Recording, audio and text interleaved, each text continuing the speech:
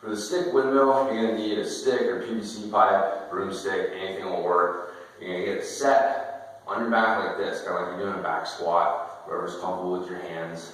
What we're going to do with our feet hip width apart, I'm going to take kind of a half step forward. So you can see from the side here that I end up with my big toe and heel kind of lined up. So if I was like this and just stepped over a little bit, I'd end up in a similar position.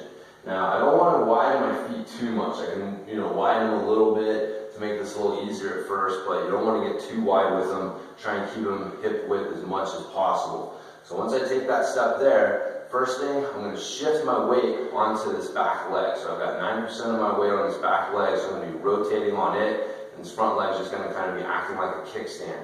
So what I'm going to do is I'm going to rotate my shoulder down towards the ground like that. I'm looking to get my elbow to come behind my knee. So my weight shifted over, and I start to twist, turn my shoulder down towards the ground, get my elbow in here. I'm going to hold for a prescribed amount of time, or I'm going to come out, drive through this back foot. It's very important you drive through the back foot to bring yourself back up, because you want to make sure you're using this hip to do that. So shift the weight over, and I'm going to dive this shoulder to the ground, turning, helps me look up towards the ceiling of this position. And once I get down here, I can turn my head, helps make sure my neck is nice and relaxed. And then I drive through that back foot to bring myself back to the start position. So I'll show you from the side here. Shift my weight. Very important I shift my weight first. And then I turn the shoulder, dive the shoulder to the ground.